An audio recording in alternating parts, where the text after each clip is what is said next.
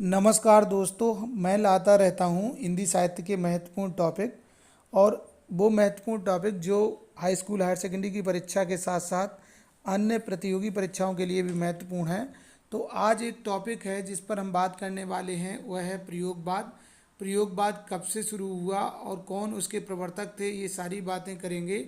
लेकिन इससे पहले एक निवेदन है कि यदि आप इस चैनल पर नए हैं और चैनल को सब्सक्राइब नहीं किया तो आप चैनल को प्लीज़ सब्सक्राइब कर लें। हाँ दोस्तों, अब बात करते हैं प्रयोगवाद हिंदी में कब से शुरू हुआ। तो इस बात का प्रारंभ अज्ञेय के तार सप्तक से माना जाता है। जीवन और जगत के प्रति अनास्था प्रयोगवाद का आवश्यक तत्व है। साम्यवाद के प्रति भी अनास्था उत्पन्न कर देना उसका लक्ष्य है। अहम का विसर्जन एवं साहित्य का सामाजिकरण इसका महत्वपूर्ण लक्ष्य था। इनकी वाणी में मैं का तीव्र विस्फोट था। प्रयोगवादी कविता का को कुछ इस तरह देखा जा सकता है। किंतु हम हैं दीप, हम गारा नहीं है, स्थिर समर्पण है हमारा, हम सदा से दीप हैं। इस तरह की कविताएं विशेषकर अज्ञेय जी ने सृजित की। प्रयोगवादी काव्य की जो प्रमुख विशेषताएं हैं वो है नवीन उपमानों का प्रयोग, प्रेम भावनाओं का खुला चित्रण, बुद्धिवाद की प्रधानता, लघु मानववाद की प्रतिष्ठा, मानव से जुड़ी प्रत्येक वस्तु को प्रधानता दी गई, उसे कविता का विषय बनाया गया, अहम की प्रधानता और रूढ़ियों के प्रति विरोध, मुक्त छंदों का प्रयोग, व्यंग की प्रधानता आदि प्रमुख विशेषताएं रही हैं। तो एक बार फिर से देख लें विशेषताओं में। नवीन उपमानों का प्रयोग, जो पुराने उपमान थे उन्हें त्याग दिया गया। प्रेम भावनाओं का खुला चित्रण, प्रेम में जो रहस्य होता था उसे त्याग कर प्रेम भावनाओं का खुला चित्रण किया।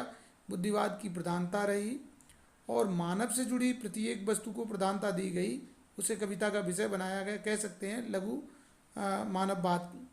अब आता है प्रयोगवाद के प्रमुख कवि और उनकी कौन कौन सी रचनाएं थी। सबसे पहले तो जो तार सप्तक के संपादक थे, या ये कह दें कि ये प्रवर्तक थे अज्ञेय जी प्रयोगवाद के, हरी घास पर क्षण भर इनकी रचना है। मुक्तिबोध जो इसके दूसरे महत्वपूर्ण कवि थे। चांद का मुंह टेढ़ा है, भूरी भूरी खाक दूर। धर्मवीर भारती, अंधा युग बड़ा प्रसिद्ध काव्य नाटक है। कनुप्रिया, इड़ा लोहा। सर्वेश्वर दयाल सक्सेना जी का बांस के पुल, एक सूनी नाव, काठ की घंटियाँ।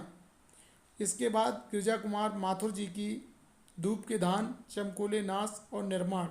इस तरह से ये प्रमुख कवि हैं। यदि पूछ दिया जाए प्रयोगवाद के प्रमुख कवि कौन से हैं तो अज्ञेय जी, मुक्तिबोध, धर्मवीर भारती जी, सर्वेश्वर दयाल सक्सेना जी, गिरजा कुमार माथुर जी के नाम बताए जा सकते हैं। और प्रमुख रचनाएं कौन सी हैं तो हरी घास पर क्षण भर, चांद का मुंह टेढ़ा है, अंधा युग, कनप्रिया, बांस के पुल, एक सूनी नाव, काठ की घंटियाँ आदि प्रमुख रचनाएं हैं। तो दोस्तों ये थी प्रयोगवाद के बारे में जानकारी। प्रयोगवाद के बारे में जानकारी कैसी लगी हमें कमेंट्स बॉक्स में लिखिएगा। और चैनल को यदि सब्सक्राइब नहीं किया, पुनः निवेदन है कि चैनल को सब्सक्राइब करें। वीडियो आपने देखा, धन्यवाद।